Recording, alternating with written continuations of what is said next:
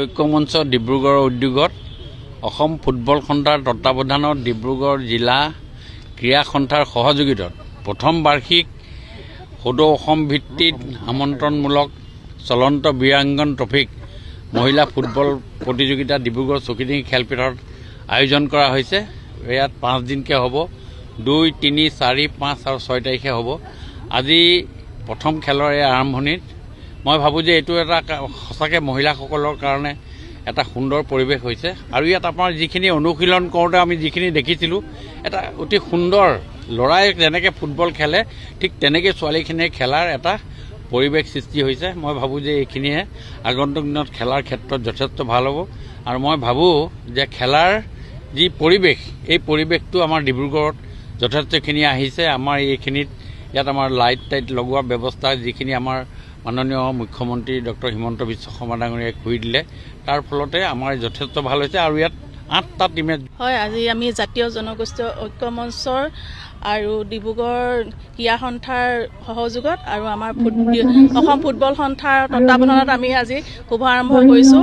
আমাৰ আজি 2 তাৰিখৰ পৰা 6 তাৰিখলৈকে আমাৰ এই ফুটবল খেলখনি হ'ব আৰু আমি অসমবাসীৰ লগতে সদৌ আমাৰ ডিব্ৰুগড়বাসী সকলোকে আমি আমন্ত্ৰণ কৰিছোঁ এই ফুটবলখিনিলৈ, যাতে আহক সকলোৱে উপভোগ কৰক আৰু ইয়াৰ দৰে আমি এই খেলখনৰ দ্বাৰাই আমাৰ যিসকল উঠি অহা নৱপ্ৰজন্মৰ আমাৰ মহিলাসকল যাতে আমাৰ খেলৰ জগতত যাতে তেখেতলোকে জিলিকি উঠে, আমাৰ অসম তথা ভাৰতৰ বিদেশতো যাতে তেখেত জিলিকি উঠে, সেই পদক্ষেপে আমি আজি এই খেলখন আগবঢ়োৱা হৈছে। বাইদেউ, এই প্ৰতিযোগিতাত কিমানটা দলে অংশগ্ৰহণ কৰিছে আৰু ক'ৰ পৰা আহিছে?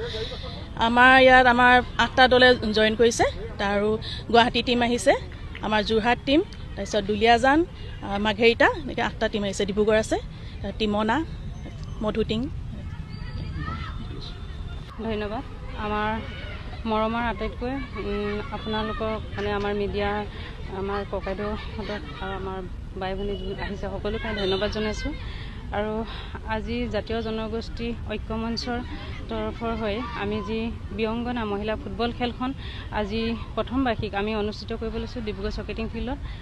তো আমি ইয়াৰ যোগেদি এটাই কথা ক'ম, যিহেতু নেকি আমি মহিলাসকল বিশেষকৈ আগবাঢ়ি যোৱাত আমি এটা প্ৰচেষ্টা আমি হাতত লৈছোঁ, যাতে আমাৰ এই খেলৰ যোগেদি আমাৰ ছোৱালীবিলাক এইখন মঞ্চৰ পৰাই নেশ্যনেল ইণ্টাৰনেশ্যনেল যাতে তেনেকুৱা জেগাত যাতে তেওঁলোকৰ নিজৰ পৰিচয় গঢ়িব পাৰে, সেই আশাৰে সেই চিন্তাধাৰাই আমি আগবাঢ়ি আহিছোঁ।